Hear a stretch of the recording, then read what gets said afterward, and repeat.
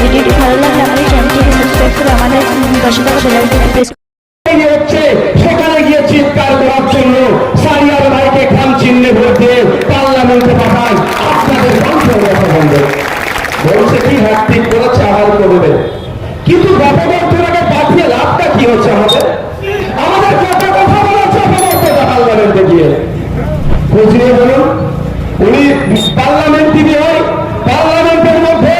কোন এমপি কোন বিষয়ে কথা বলছেন সমস্ত ডেটা পার্লামেন্ট টিভির মাধ্যমে পাওয়া যায় ওনাকে বলুন তার দলের নেতৃত্বদেরকে বলুন এখানে যারা আছেন তাদেরকে বলুন যে কল্যাণবাবু 3 বার এমপি পার্লামেন্টে শ্রীরামপুর লোকসভা কেন্দ্রের মানুষের কথা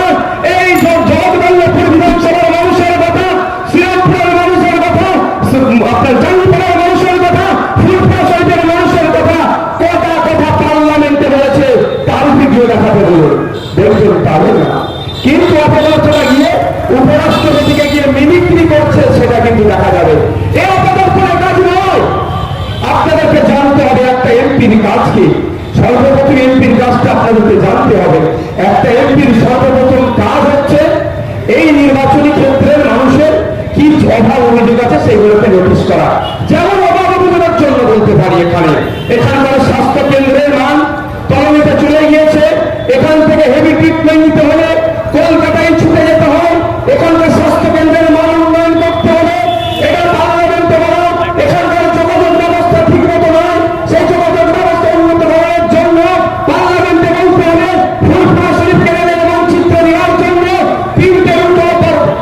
হলো কিন্তু সেই রুটে কেন ট্রেন চলছে না বা সেই রুট তৈরি হচ্ছে না কেন একজন এমপি হিসাবে সেটা পার্লামেন্টে গিয়ে আওয়াজ তোলা দরকার সে করছে না শ্রীরামপুর লোকসভার কৃষকরা মাস গেলে 7,000-এর নিচে কেন ইনকাম করছে এই কৃষকদের মানসিক বড়াই বেড়ে যাতে 15,000-এর উঠে ওঠে তার আওয়াজ তুলতে হবে সে কথা এই অপদার্থ গিয়ে পার্লামেন্টে বলছে না সেখানে গিয়ে চাটুকারিতা করার জন্য কে কখনো পার্লামেন্টের মধ্যে কখনো পার্লামেন্টের বাইরে খিচবেড়ি ফটো করছে সবাই বুঝিয়ে দেবে এখানকার কৃষকরা বুঝিয়ে দেবে এখানকার সাধারণ মানুষ বুঝিয়ে দেবে এবার পার্লামেন্টের মধ্যে আছে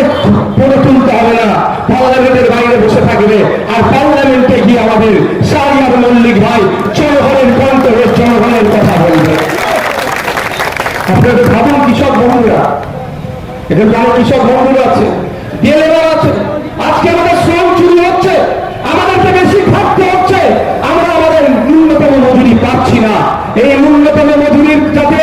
850 করে হয় 750 করে হয় সে আওয়াজটা তুলতে হবে কিন্তু অপরাধগুলোকে যাদেরকে পার্লামেন্টে পাঠালাম সেটা হচ্ছে শ্রম চুরি করার জন্য